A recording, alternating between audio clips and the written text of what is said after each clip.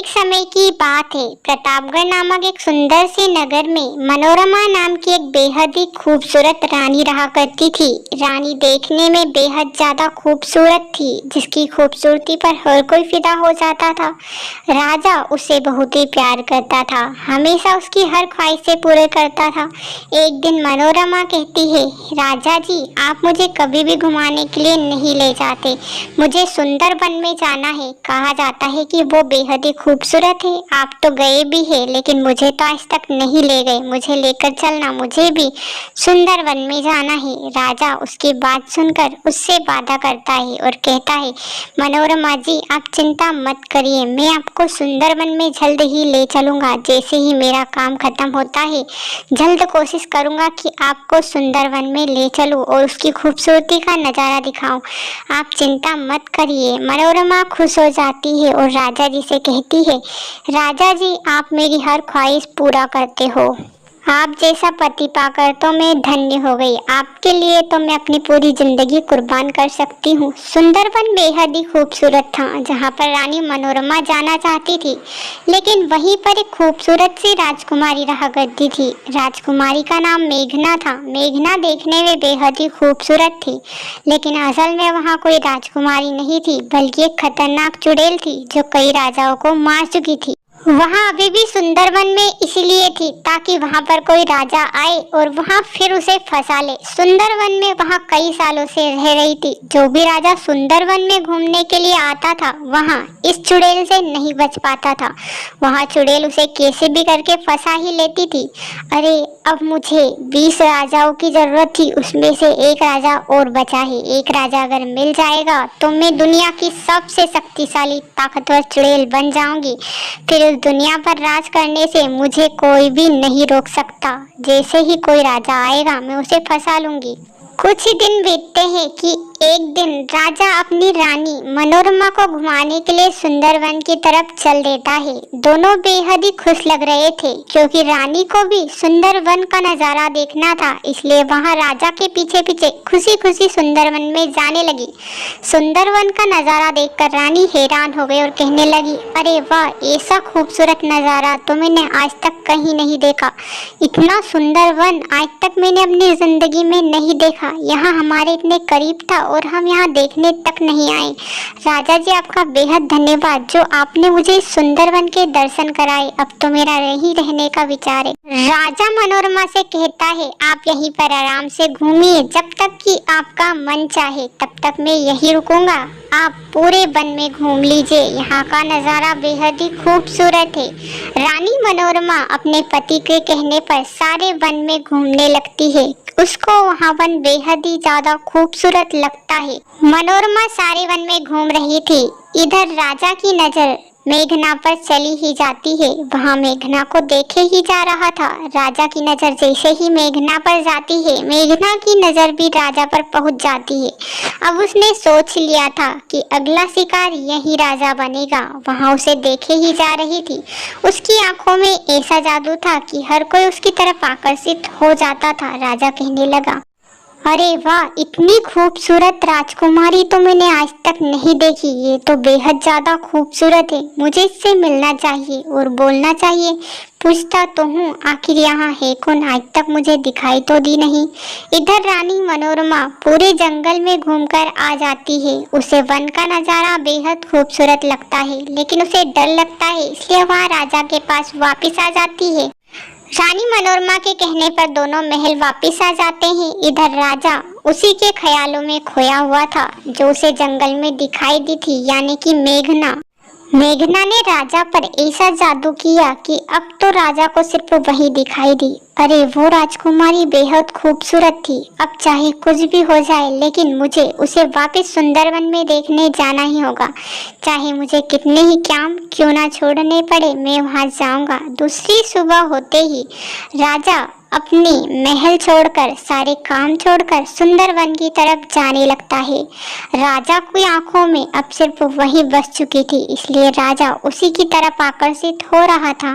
राजा जैसे ही सुंदरवन में पहुंचता है, वहाँ हर जगह मेघना को ढूंढता है, लेकिन मेघना उसे कहीं भी दिखाई नहीं देती। अरे कल तो मैंने उसको यहीं पर देखा था, आज कहाँ गायब हो गई? वहाँ तो बेहद ज्यादा खूबसूरत थी, मेरी तो निगाहों से वहाँ हट ही नहीं रही। जब तक उसे देख नहीं लेता मुझे चैन कहाँ मिलने वाला है। राजा खुद से बातें ही कर रहा था कि सामने उसे मेघना नजर आती है। मेघना भी राजा की तरफ ही देख रही थी, क्योंकि उसका अगला शिकार वहाँ राजा जो बनने वाला था वहाँ राजा को अपनी ओर खींच रही थी। थोड़ी देर में वहाँ राजा को अपने पास ही बुला लेती है। राजा थोड़ी ही देर में मेघना के पास आ जाता है और कहने लगता है, अरे वाह, आप तो बेहद ज्यादा खूबसूरत हो। मैंने आज तक आपको सुंदरवन में नहीं देखा। आप कितनी खूबसूरत हो और मुझे दिखाई नहीं दी, ऐसा कैसे हो सकता है? वैसे आप यहाँ पर रहती हो कि और कहीं? नहीं राजा जी, मैं तो यहीं पर रहती हूँ। मेरा नाम वन सुंदरी है। मैं यहीं पर रहती हूँ क्योंकि मेरे माता पिता मुझे यहीं छोड़कर चले गए थे, तब से मैं यहीं रहती हूँ। मैं अनाथ हूँ, मेरा एक घर भी है। मेहरबानी होगी कि आप मेरे घर पर चले, मुझे खुशी होगी। अरे क्यों नहीं, आपके घर और मैं नहीं जाऊं, ऐसा कैसे हो सकता है? मैं तो आपको देखने के लिए ही तो इस सुंदर वन में आया हूँ, वरना मुझे बहुत काम है। अरे वाह राजा जी, आप तो बड़े शतरंज के खिलाड़ी लगते हो। चलो मेरे महल, मैं आपको शतरंज सिखा दूंगी। मेघना राजा को अपने ही कुटिया में ले जाती है, लेकिन उसकी कुटिया बेहद ज्यादा खूबसूरत थी। देखो राजा जी, मेरी कुटिया सुंदर है या नहीं, आप ही बताओ, मैं तो इसी में रहती हूँ। राजा उससे कहता है, अरे वाह, तुम सुंदर हो, उसी तरह तुम्हारी कुटिया कैसे सुंदर नहीं हो सकती? यहाँ तो हमारे महलों से भी ज्यादा खूबसूरत लग रही है, लेकिन आसपास इतने कुत्ते क्यों भूख रहे हैं? अरे राजा जी, ये तो मेरे शेर है, कुत्ते नहीं है। ये मेरे आसपास भूखते ही रहते हैं, यही तो मेरी खास मदद करते हैं। अरे बाप, तो बड़ी अच्छी बात कर लेती हो। समय बीतता चला जाता है, राजा अपने महल नहीं पहुँचता।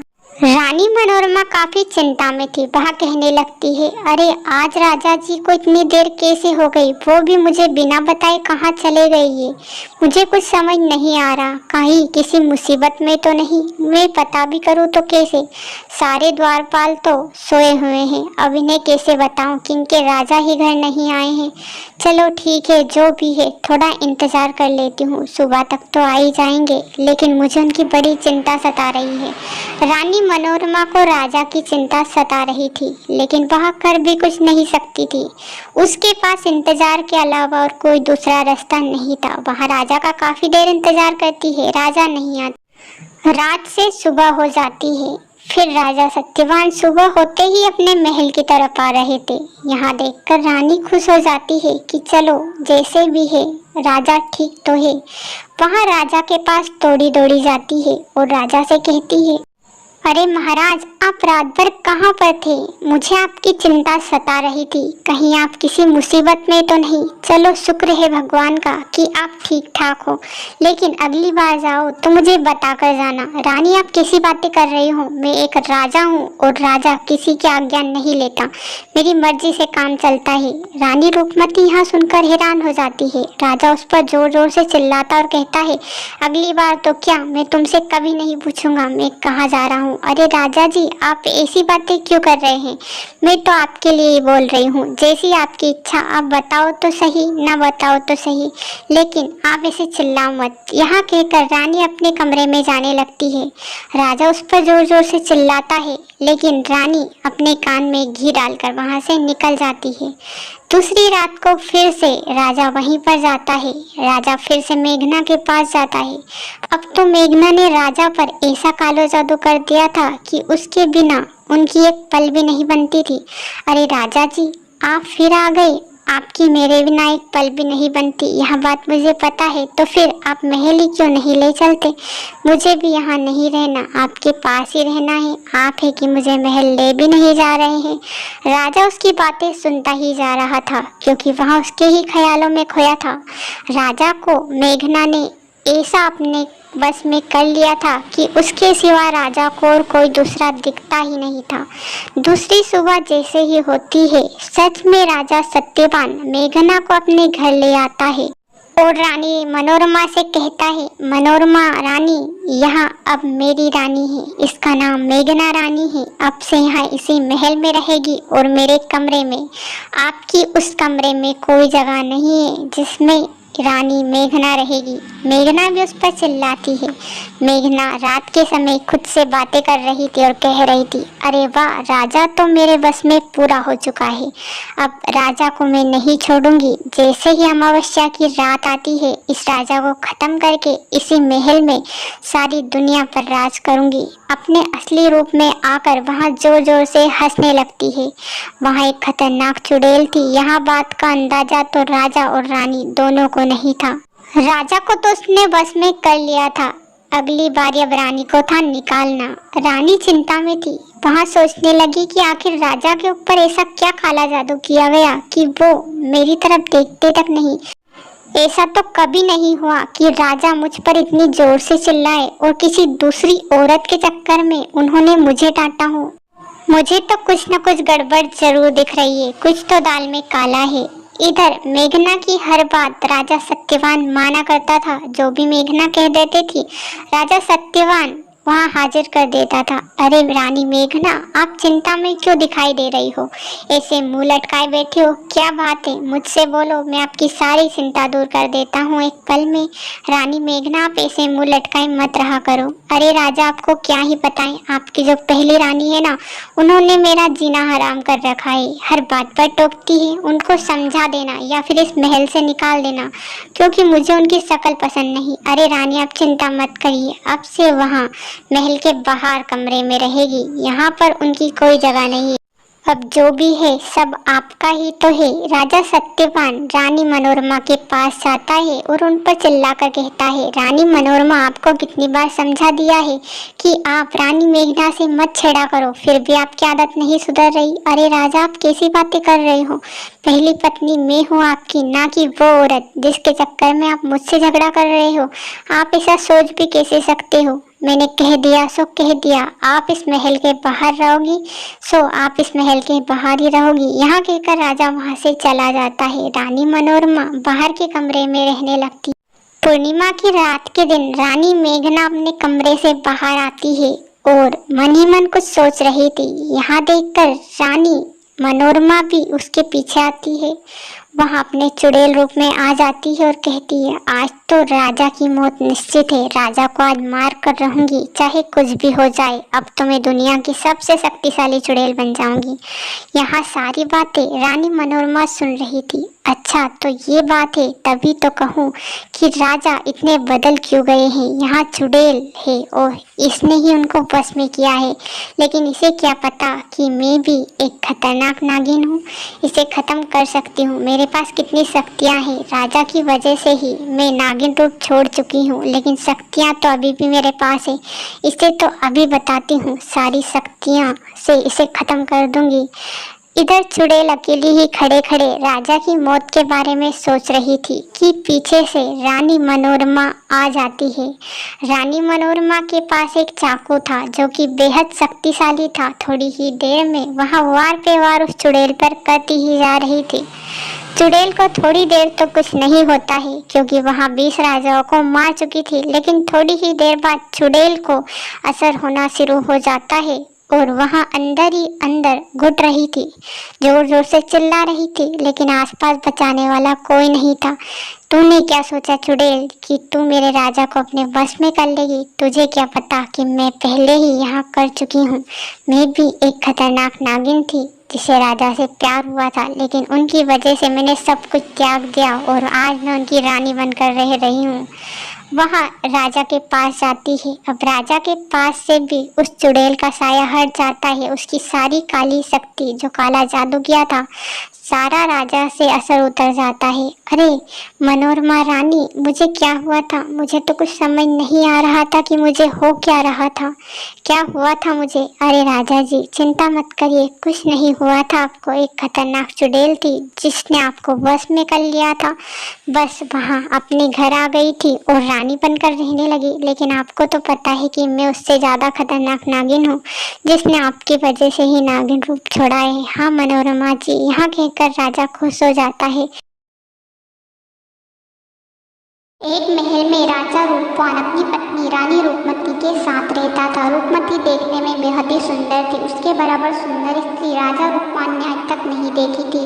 राजा रूपवान ने रानी रूपमती से इसलिए शादी की थी क्योंकि वहाँ बेहद ही सुंदर थी। एक बार की बात है जब राजा रूपवान अपनी पत्नी को छोड़कर वन में जा रहा था। वहाँ उससे यहाँ कहकर गया था कि वह जल्द ही घर वापस लौट आएगा और आप उसकी फिक्र ना करें। यहाँ कहकर वहाँ घर से निकल गया। जैसे ही वह बड़े से वन में पहुँचा उसे एक बड़ी ही और बेहद ही सुंदर कन्या दिखाई दी। उस कन्या का नाम विशाखा था। विशाखा देखने में रानी रूपमती से भी ज़्यादा सुंदर थी। कि उसे देखकर राजा रूपवान हैरान हो गए और उस पर फिदा हो गए। राजा रूपवान उससे कहने लगे कि हे राजकुमारी, आप इस वन में क्या कर रहे हो? आपके बराबर सुंदर स्त्री मैंने आज तक नहीं देखी। आपके लिए यहाँ वन खतरे से खाली नहीं है, इसलिए आप अपने घर वापस लौट जाइए। तभी वहाँ विशाखा कहती है कि नहीं राजन, मैं इस वन में बचपन से ही रहती आ रही हूँ। यहाँ वन मेरे लिए देवता है, यहाँ मेरे लिए माता पिता के समान है। क्या आपको पता है कि यह वन कितना खूबसूरत है, कितना हसीन है? मैं इस वन में हमेशा से रहती हूँ और मुझे तो यहीं पर अच्छा लगता है। इधर रानी रूपमती राजा रूपवान की इंतजार कर रही थी और यहाँ चिंतित थी कि राजा रूपवान अभी तक क्यों नहीं आए। और इधर राजा रूपवान तो विशाखा के साथ ही रहते थे। विशाखा को देखकर ही वे मगन हो गए थे। विशाखा की बातें सुनकर वे उसमें ही लीन हो गए थे। उनको क्या पता था कि विशाखा एक बड़ी ही जहरीली नागिन है। वहाँ इतनी विषैली नागिन थी कि उसका डसा पानी भी नहीं मांगता था। लेकिन राजा को यह बात बिल्कुल भी नहीं पता थी। वहाँ इस बात से अनजान थे। और हाँ, विशाखा ने भी यह बात राजा से छुपा कर रखी थी। राजा रूपवान विशाखा को अपने महल की ओर लेकर चले कि विशाखा भी उनके पीछे चली जा रही थी। उनको राजा को क्या पता था कि वहाँ एक बड़ी जहरीली नागिन है। वहाँ उनके पीछे उसका रूप बदल रही थी। वहाँ जहरीली नागिन के रूप में आ रही थी, कभी वहाँ विशाखा के रूप में आ रही थी।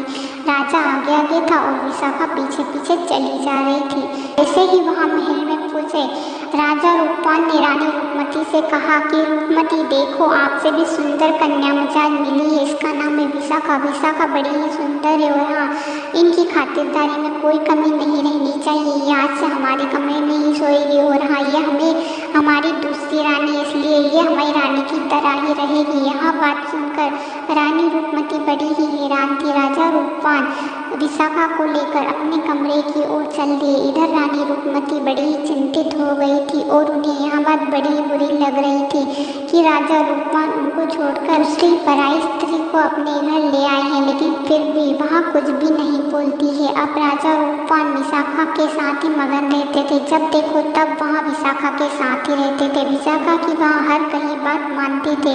बेचारी रानी रूपमती तो अपने कमरे में अकेली ही रहती थी और विशाखा और राजन दोनों हमेशा एक दूसरे में ही लीन रहते थे। राजा रूपवान को तो रानी रूपमती की बिल्कुल भी चिंता नहीं थी। एक बार की बात है जब रानी रूपमती बाहर खड़ी थी, उन्होंने विशाखा को कहीं जाते हुए देखा। विशाखा अकेली कहीं जा रही थी। यहाँ देखकर वह सोचने लगे कि इतनी रात को विशाखा अकेली कहाँ जा रही है। उन्होंने उसका पीछा करने की सोचा। रानी रूपमती विशाखा का पीछा करती चली जा रही थी। विशाखा को नहीं पता था कि रानी रूपमती उसका पीछा कर रही है। वहाँ उसका पीछा किए जा रही थी। आगे विशाखा थी और पीछे रानी रूपमती थी। विशाखा वहीं पहुँच गई थी जहाँ वहाँ पहले रहती थी। थोड़ी देर वहाँ रुकती है और पीछे रानी रूपमती उसे देखती है, लेकिन विशाखा को यह बात नहीं पता था और उसने अपना असली रूप उसके सामने धारण कर लिया, यानी कि वहाँ एक विषैली नागिन बन गई। यहाँ सब देखकर रानी रूपमती बड़ी ही हैरान हो जाती है कि विशाखा एक जहरीली नागिन है। वहाँ अचंभे में पड़ जाती है और खुद से ही बातें करती है कि आखिर ऐसा कैसे हो सकता है। वहाँ दौड़ी अपने महल की ओर जाती है। वहाँ हैरान होती है कि आखिर विशाखा एक जहरीली नागिन कैसे हो सकती है। वहाँ राजा के पास जाती है और उनसे सारी बातें कहती है कि राजा, क्या आपको पता है कि विशाखा एक जहरीली नागिन है। यहाँ सब बातें वहाँ राजा को बताती है। राजा भी आश्चर्यचकित हो जाता है। थोड़ी देर के लिए तो राजा को उस पर विश्वास हो जाता है। जैसे ही सुबह होती है, वहाँ विशाखा से पूछता है कि विशाखा, क्या तुम जहरीली नागिन हो?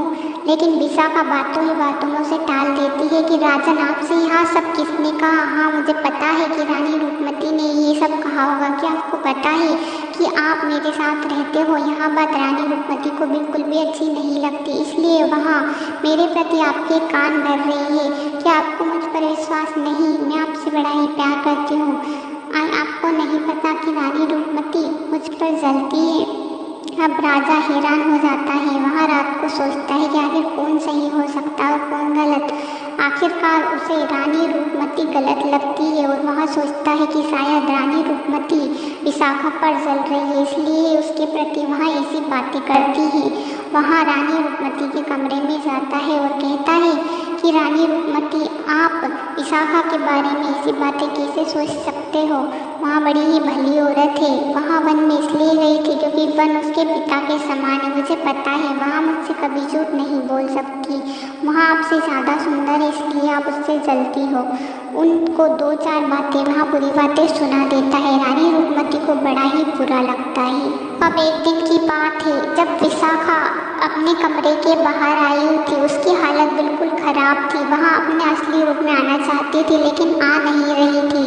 अब थोड़ी ही देर में विशाखा की हालत खराब हो जाती है और वहीं पर वह बेहोश हो जाती है और अपने असली रूप में आ जाती है। यहाँ सब राजा देख लेता है और राजा हैरान हो जाता है कि सच में विशाखा एक जहरीली नागिन है। वह सोच भी नहीं सकता। वह थोड़ी देर के लिए आश्चर्यचकित हो जाता है। फिर थोड़ी देर बाद विशाखा को महल बड़ा ही अच्छा लग रहा था। उसे ऐशोआराम की जिंदगी भाने लगी थी। वह सोच रही थी कि अगर राजा को मार दिया जाए तो सारा महल मेरा हो जाए। राजा को मार देंगे तो रानी रूपमती को तो मैं ऐसे ही निकाल दूंगी और सारा महल मेरा हो जाएगा। मैं इसकी रानी रहूंगी। वहाँ यहाँ बड़ी बड़ी सपने देखने लगती है और सोचने लगती है। इधर जैसे ही सुबह होती है राजा रूपपान सामने रहता है और वहाँ पीछे रहती है और राजा रूपपान से वहाँ कहती है कि हे राजा, आपके अंतिम दिन खत्म हो गई है। मैं सच में एक जहरीली नागिन हूँ। आज तो मैं आपको नहीं छोड़ूंगी। आज आपकी मौत निश्चित है और अगर आप मर गए तो रानी रूपमती को तो मैं ऐसे ही महल से बाहर निकाल दूंगी। ये सारा महल मेरा रहेगा। यहाँ पर मेरा राजपाट रहेगा। मैं इसे नागलोक बना दूंगी। मैं यहाँ की रानी रहूंगी और हाँ, आपको तो मैं मौत के घाट उतार कर ही रहूंगी। और वहाँ चाकू निकाल लेती है। जैसे ही वह चाकू से राजन पर वार करने की सोचती है, पीछे से रानी रूपमती आ जाती है और उसे उधर से चाकू लगा देती है, जिससे कि उसकी मौत हो जाती है और राजन की जान बच जाती है। राजा यहाँ सब देखकर हैरान था और राजा को अपनी गलती का पछतावा भी हो रहा। राजा और रानी दोनों ही अपनी खुशहाल जिंदगी फिर से जीने लगे।